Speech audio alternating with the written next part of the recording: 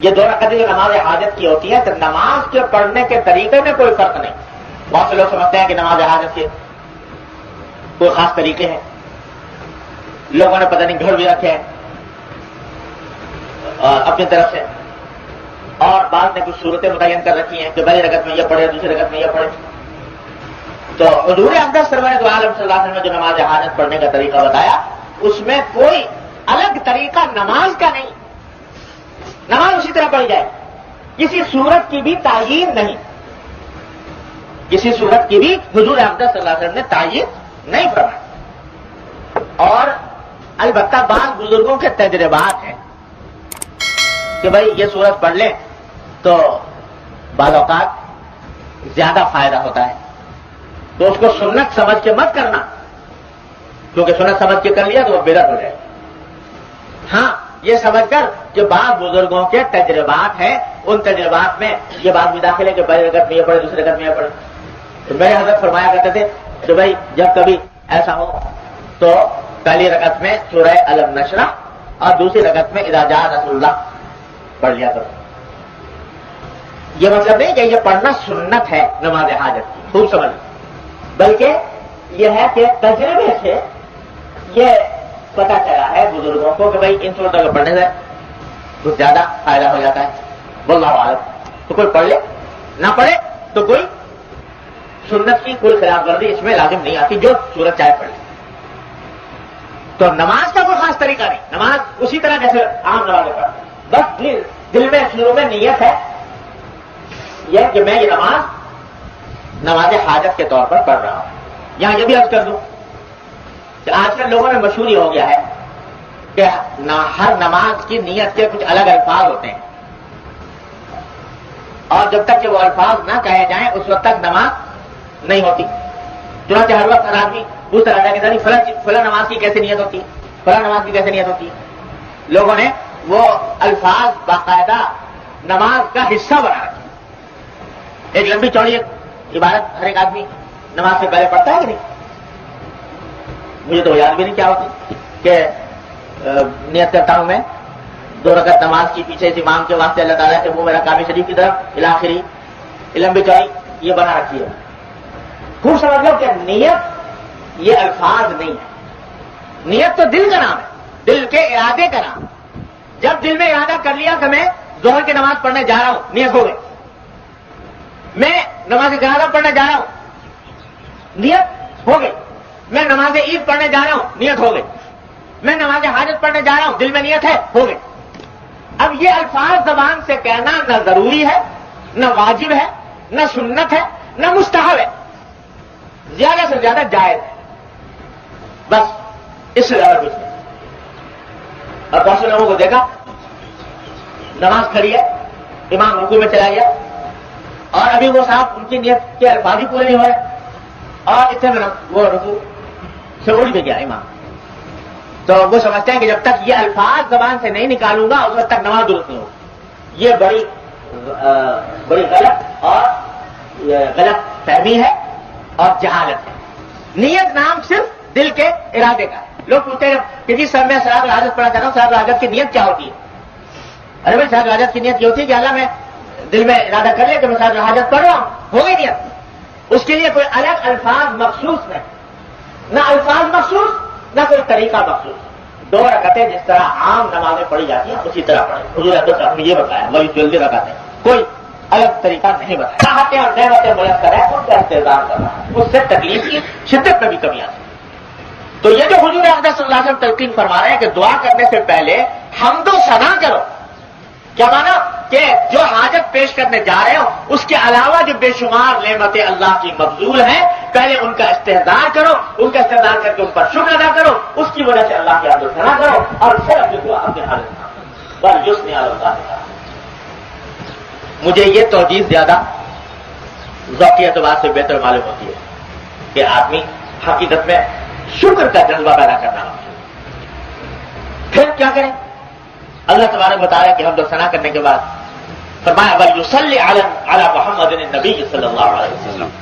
اس کے بعد درود شریف نبی کریم صلی اللہ علیہ وسلم پر درود بھیجو. اپنی حاجت پیش کرنے سے پہلے درود بھیجو. حضور اقدس صلی اللہ علیہ وسلم. یہ کیا بات؟ یہ کون سا موقع ہے درود بھیجنے؟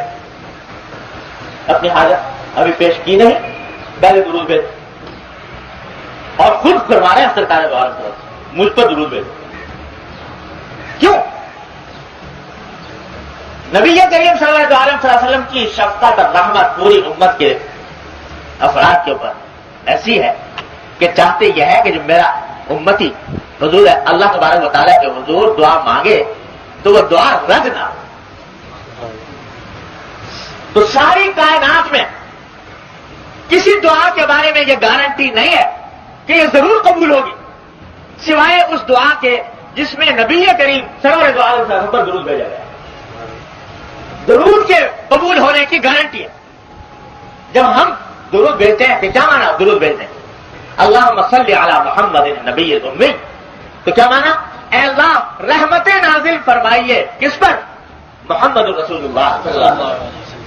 یہ دعا ہے نا، یا اللہ رحمت نازل فرمائیے محمد رسول اللہ صلی اللہ علیہ وسلم.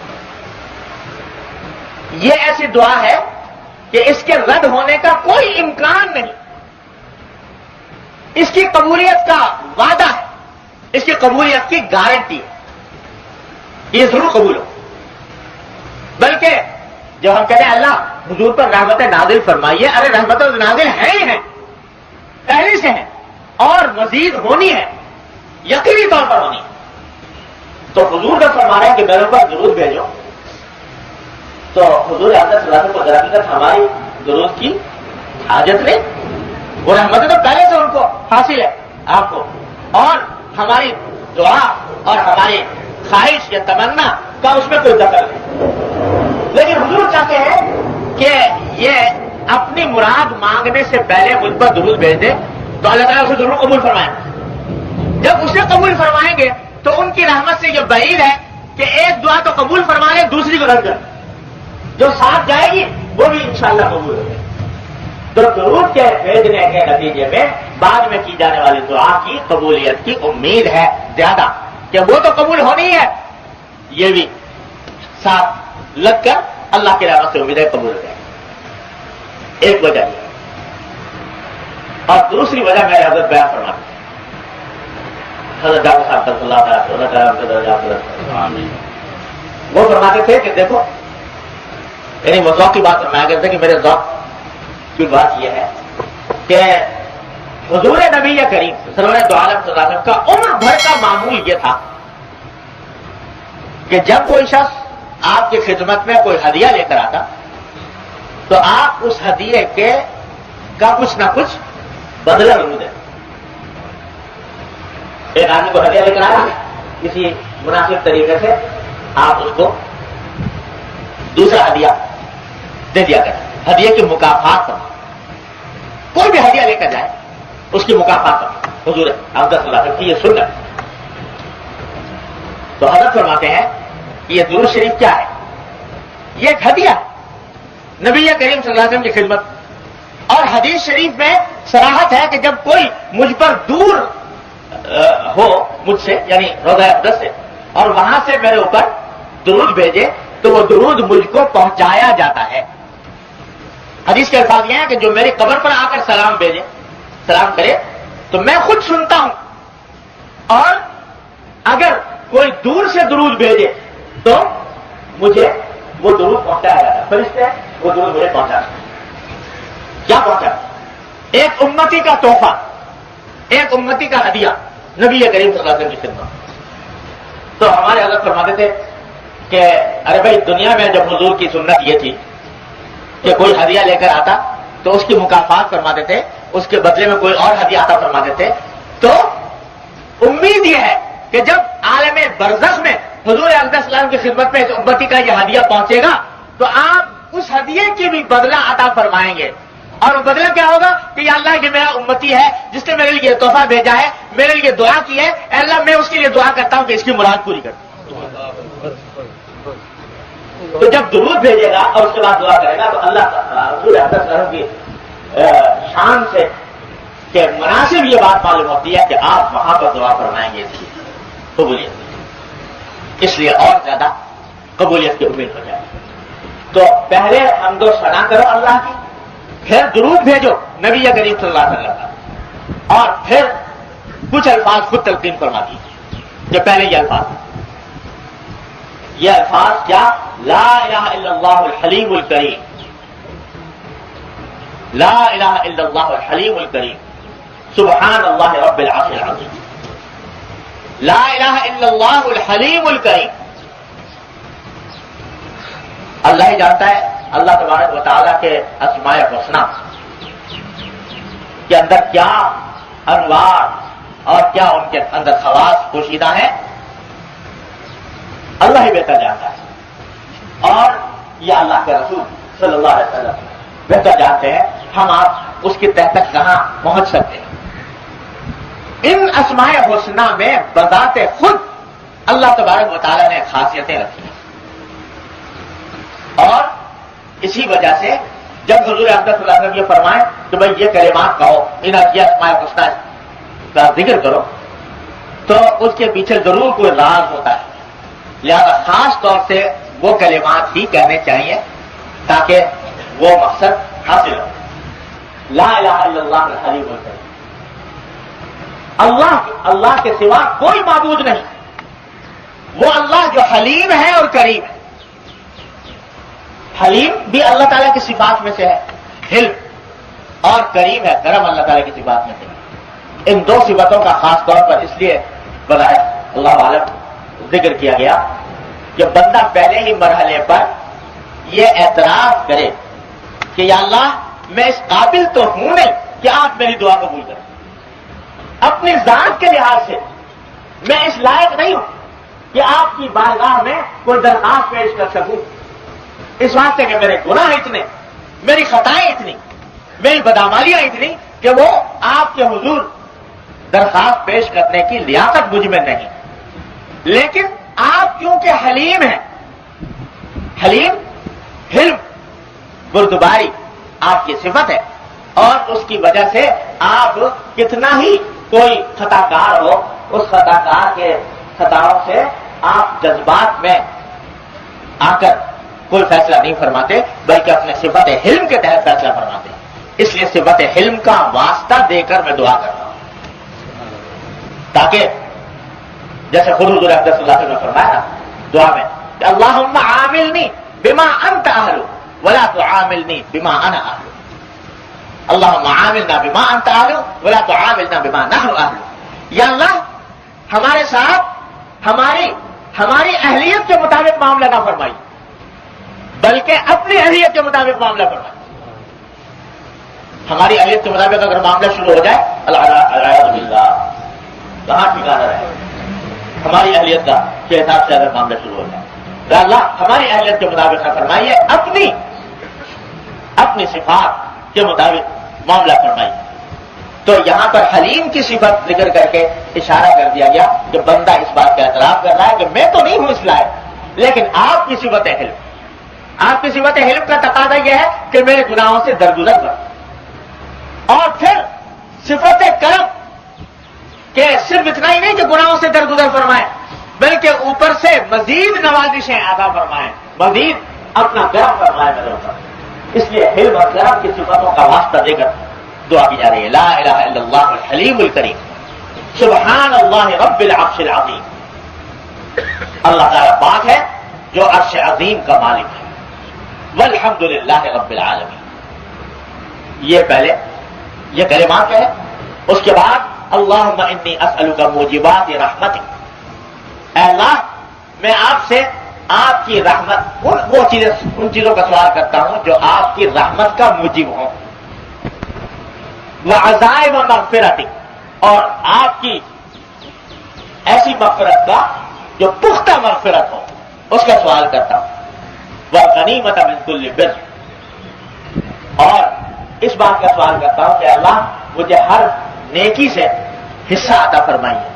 والسلامۃ من کل دم، اور ہر گناہ سے مجھے محفوظ رکھیے. اللہم لا تدع لنا ذنبا الا غفرتہ. اے اللہ ہمارا کوئی گناہ ایسا نہ چھوڑیے جس کو آپ نے معاف نہ فرمایا، یعنی ہر گناہ کو معاف فرمائے.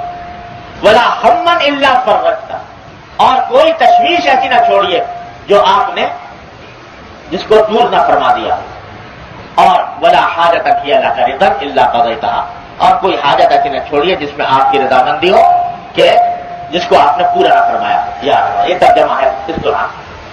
تو نماز کا تو کوئی خاص طریقہ الگ سے نہیں ہے، لیکن نماز کے بعد مانگے جانے والی دعا کے الفاظ نبی کریم صلی اللہ علیہ وسلم نے یہ تلقین فرمائی. یہ میں نے اس وقت پڑھ دیے، لیکن مصنون دعاؤں کی کتابوں میں یہ مناجات مقبول میں بھی ہے اور دوسری مصنون دعاؤں کی جو کتابیں ہیں ان کے اندر بھی ہے. یہ ہر مسلمان کو یاد کر لینی چاہیے. یہ چھوٹی سی دعا ہے، یاد کر لینی چاہیے کہ جب کبھی حاجت پیش آئے تو اللہ تبارک و تعالیٰ کے حضور یہ دو رکعتیں پڑھ کر اور یہ دعا کریں. اس کے بعد پھر اپنی زبان میں جو مراد چاہتا ہے مانگے اللہ تبارک و تعالیٰ. تو امید ہے اللہ کی رحمت سے کہ انشاءاللہ قبول ہو. حدیث میں آتا ہے نبی کریم صلی اللہ علیہ وسلم کی سنت کے طور پر کہ کان نبی صلی اللہ علیہ وسلم اذا حزبہ امر فزع الی الصلاۃ، کہ جب کبھی آپ کو کوئی تشویش کا معاملہ پیش آتا تو آپ سب سے پہلے نماز کی طرف دوڑتے تھے. یہی صلاۃ الحاجہ، یا اللہ یہ مشکل آ گئی ہے اس کو دور کرنا. تو یہ ایک مسلمان کا کام یہ ہے کہ صلاۃ الحاجہ کی کثرت اپنے مقاصد کے. اور اگر کوئی ایسا موقع ہے کہ جس میں اتنی مہلت نہیں کہ آدمی یہ سارے کام کر سکے، وضو کرے اور پھر دو رکعتیں پڑھے اور یہ دعا پڑھے، جلدی کے مقاصد ہوتے ہیں باہر، تو اس صورت میں بغیر ان دو رکعتوں کے بھی اللہ تبارک و تعالیٰ سے یہی الفاظ انہیں الفاظ کے ساتھ مانگیں اور یا اپنے الفاظ کے اندر مانگ لیں، لیکن اپنی ہر حاجت اللہ جل جلالہ کی بارگاہ میں پیش کریں.